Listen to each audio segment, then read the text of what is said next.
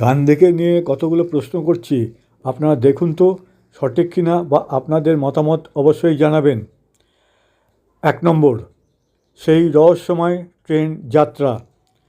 আপনি লন্ডনে থাকাকালীন শ্বেতাঙ্গদের সাথে পড়াশোনা করলেন, একই হোস্টেলে থাকলেন, একই টেবিলে খেলেন, তাতে কোনো সমস্যা হলো না, অথচ দক্ষিণ আফ্রিকায় ট্রেনের প্রথম শ্রেণীতে বসার অপরাধে আপনাকে ছুঁড়ে ফেলে দেওয়া হলো। প্রশ্ন হলো, হঠাৎ কেন এমনটা ঘটল? এই গল্পটা ঠিক বিশ্বাসযোগ্য মনে হচ্ছে না। 2 নম্বর, সার্জেন্ট মেজর গান্ধী। দক্ষিণ আফ্রিকায় সেই শ্বেতাঙ্গদের সেনাবাহিনীতেই আপনি সার্জেন্ট মেজর পদে নিযুক্ত হলেন। ব্রিটিশদের হয়ে বোর যুদ্ধে অ্যাম্বুলেন্স ইউনিটে অংশ নিলেন, কালো মানুষদের বিরুদ্ধে। ইন্টারনেটে আজও আপনার সেই ব্রিটিশ সামরিক উর্দির ছবি জ্বলজ্বল করছে। এটা কি স্রেফ কাকতালীয়? 3 নম্বর, 46 বছর বয়সে আপনার দেশপ্রেম। ক্ষুদিরাম ভগৎ সিং বা আজাদদের দেশপ্রেম জেগেছিল কৈশোরে, আর 25 বছর পার হওয়ার আগেই তারা দেশের জন্য প্রাণ দিয়েছিলেন। অথচ আপনার দেশপ্রেম জাগলো 46 বছর বয়সে। এর আগে পর্যন্ত তো আপনি ব্রিটিশদের একনিষ্ঠ সেবক ছিলেন। 4 নম্বর, আন্দোলন হ্যাক করার জাদু।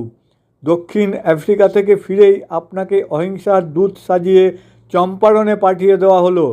সেখানে কৃষকদের যে তীব্র আন্দোলন ব্রিটিশদের ভিত কাঁপিয়ে দিচ্ছিল, আপনি এসে সেটাকে অহিংসার নামে এক নিস্তেজ আন্দোলনে পরিণত করলেন।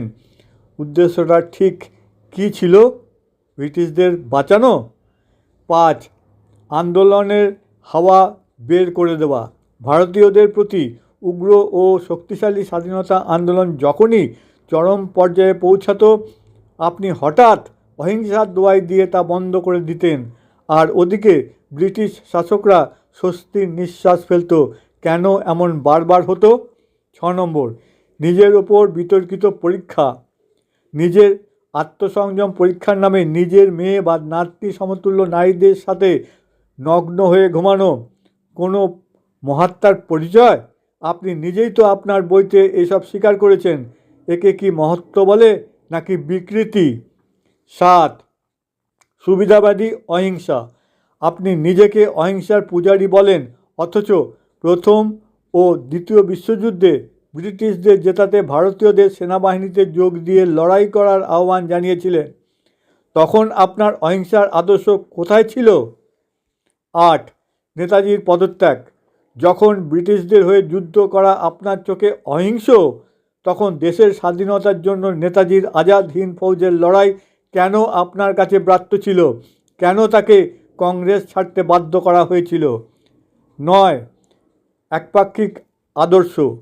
দিল্লির মন্দিরে কোরআন পাঠের জেদ ধরে আপনি পুলিশ ডাকেন, অথচ কোনো মসজিদে গীতা পাঠ করার সাহস কি দেখাতে পেরেছিলেন?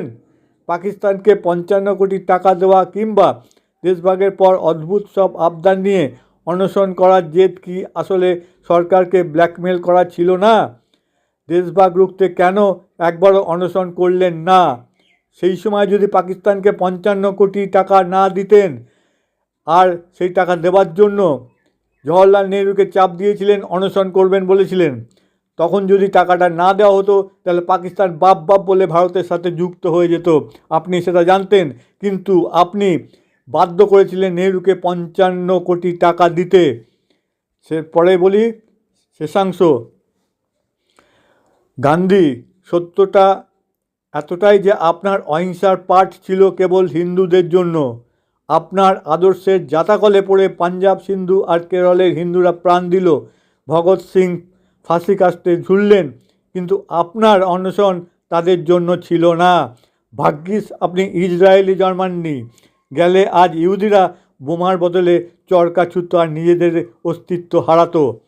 আপনার জন্য জাতির পিতা সম্বোধন শুনলে ব্রিটিশরায় মন ভরে উঠবে আপামর ভারতবাসীর। আপনি হয়তো পাকিস্তানের পিতা হতে পারেন, কিন্তু ভারতের নয়, কারণ ভারত তো কোনো নবজাতক রাষ্ট্র ছিল না। সে যে আপনার ঔষধে তার জন্ম হবে। ভারত এক চিরন্তন সত্য, একটি চিরন্তন রাষ্ট্র ছিল, আছে এবং ভবিষ্যতেও থাকবে।